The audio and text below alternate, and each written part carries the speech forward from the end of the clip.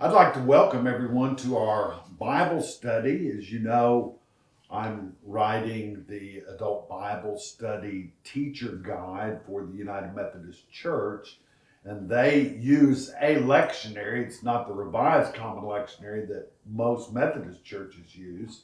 It's the International Lesson Series is what they use.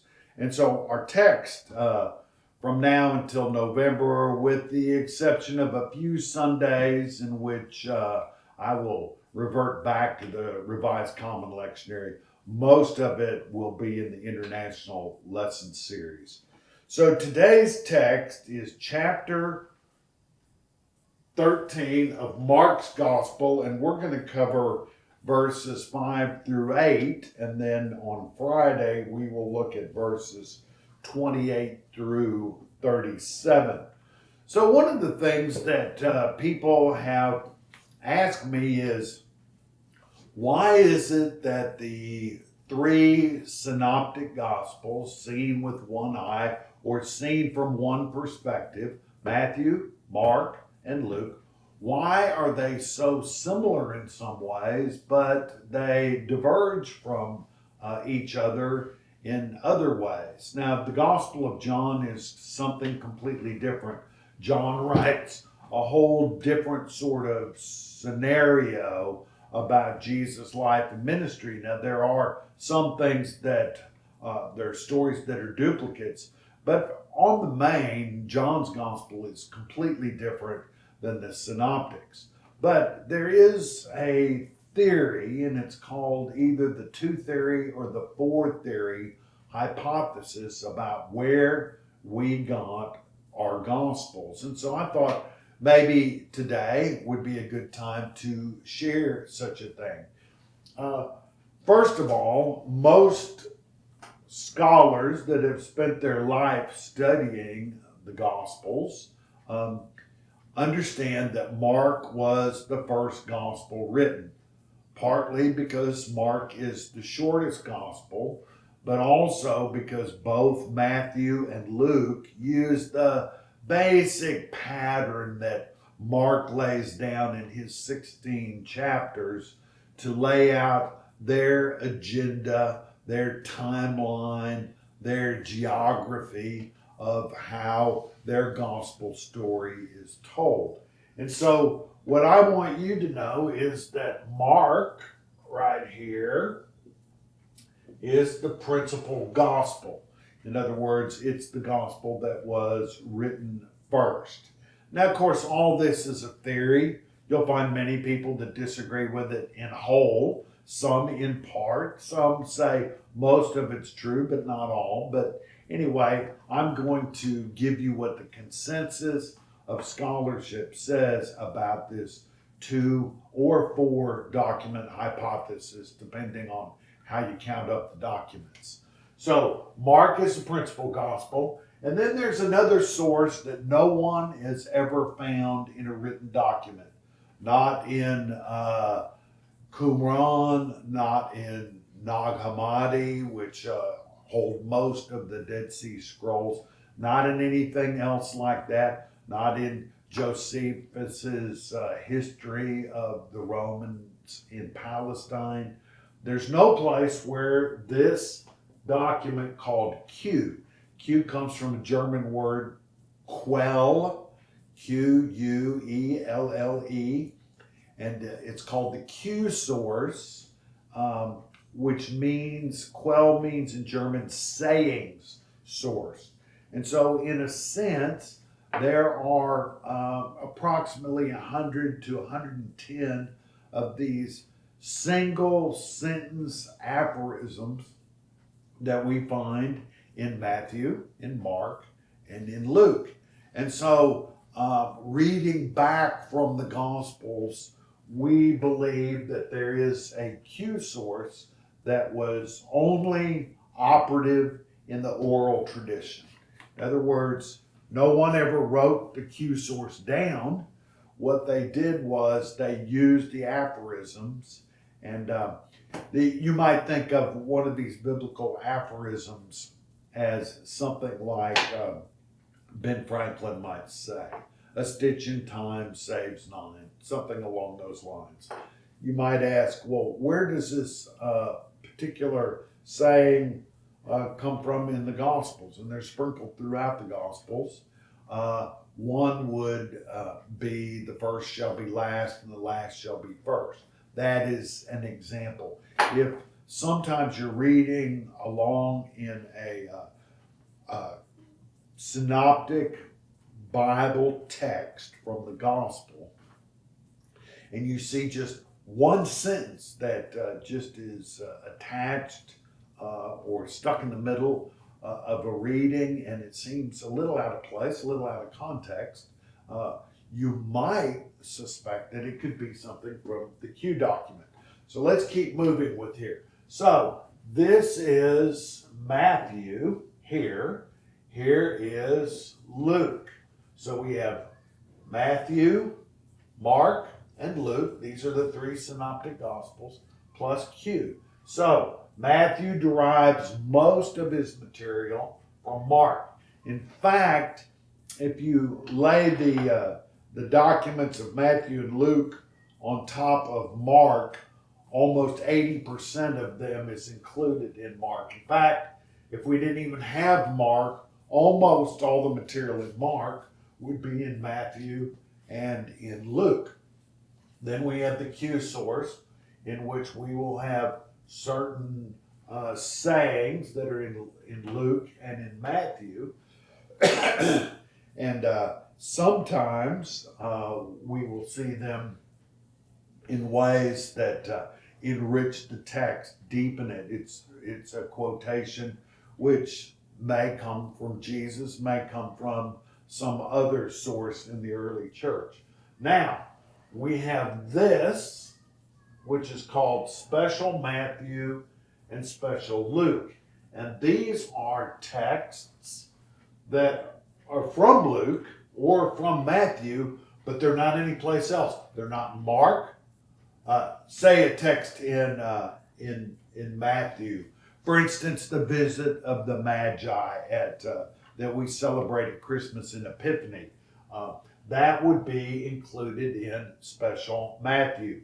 It's not in Mark. It's not in Luke. It's not in Q. It's just in Matthew. There's several stories in Matthew that are that way. There are certain parables that only Matthew tells. There are certain stories that only Matthew tells, and those would be in Special Matthew. There's also a Special Luke.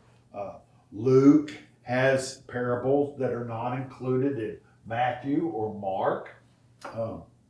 Parable of Prodigal Son, for example, or the parable of the Good Samaritan.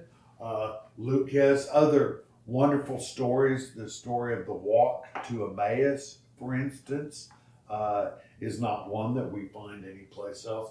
And so I tell you all of this to try to help you visualize what the connection is between these documents. Why does Matthew have so much of Mark in it? Why does Luke have so much of Mark in it? Why are these stories so similar and yet are dissimilar? So now I'd like to turn to chapter 13 of the Gospel of Mark. One of the things that you will notice right off the bat is if you are reading the Gospel of Mark, you could skip from the end of chapter 12 to the beginning of chapter 14, and you wouldn't miss a beat. But Mark, because he does not have any resurrection experiences written down of Jesus, drops in chapter 13, which is a genre of the Bible that we call the apocalyptic. And what an apocalypse is a text that discloses something, that uncovers something, that is sort of insider information for a community that is suffering from oppression which is afraid, which needs words of hope, a community that needs to be reminded again and again that God rules and overrules. And so Mark does this by dropping this apocalyptic chapter of Mark 13 into the near end of his gospel. Apocalyptic books like Daniel, for instance, or the book of Revelation, or certain texts out of Isaiah and Ezekiel, they are filled with symbols. If you think about the book of Revelation, you've got the lamps, you've got the bowls, you have the dragon, you have all kinds of symbols, and what the symbols are creative ways to have people imagine a particular truth without saying it straight away. One of the things that people conjecture about is that the Christian church was a little concerned about the Romans finding out about their religious beliefs and practices. So some of the things that they did in terms of using symbolic language that the Romans would not understand. And that was one reason that they used apocalyptic literature to communicate these deeper truths of God to the people of God without being discovered by their oppressor. You might think, well, that sounds kind of odd, but there are certain groups that do this. I know that for some adults, listening to teenagers have a conversation may seem like a completely foreign language, and in fact, foreign languages are a different way to say something for an inside group, but not necessarily an outside group. So this apocalyptic business is something that we need to take seriously, and that is what chapter 13 is. So it says, Jesus says, watch out that no one deceives you. So the message now towards the end of the gospel, and very near the end of Jesus' life, as a matter of fact, is watch out. Let no one deceive you or trick you or fool you.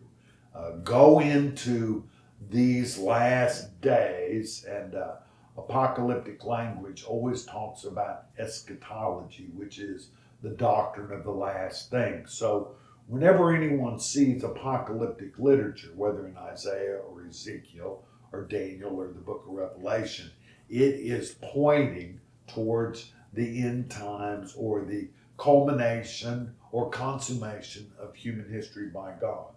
Then he says, after he warns them, don't let anyone trick you. Many people will come in my name. That is, they come in the name of the Messiah, and they will say, I am the one, or I am he. Yahweh, I am. Yahweh at the burning bush reveals Yahweh's name to be I am. And so Jesus, in the Gospel of John, has 7 sayings, 7 I am sayings, ego, eimi, in the Greek, and it means I am the bread of life, I am the door of the sheepfold, I am this, I am that. And so these false prophets or false messiahs say, I'm the one, or I am the one. They deceive many people, which is exactly why Jesus is warning his listeners. When you hear of wars and reports of wars or rumors of wars, do not be alarmed, okay? These things are going to happen. Don't be surprised. These things must happen, but this isn't the end yet. Usually when we see these signs of wars, rumors of wars and so forth, we think the end is near. But what Jesus does is he twists this by saying nations and kingdoms will fight against each other. That should not be any big surprise. And there will be earthquakes and famines and in all sorts of places. Well, we know about that too. Not only earthquakes and famines, but hurricanes, volcanoes, and other things. So, these things are just the beginning of the sufferings associated with the end. Now, what's interesting here is usually when we see these kinds of signs of nature or signs of conflict that rise to the level of war, we think the end is near. But what Jesus is saying is when you see these things, this is just the beginning of what God will begin to do. And so, in that sense, the apocalypse or apocalyptic language is to give people hope. Desperate times cause people to grasp things to give them hope, and this is why false messiahs will gain a toehold, and they make claims that the end is near, but as we will see on this coming Friday, they're claiming more than they know. And so I'd like to thank you for being with me this morning. And when we come back on Friday, we will be studying Mark 13, the 28th through the 37th verse. So thanks for being with us.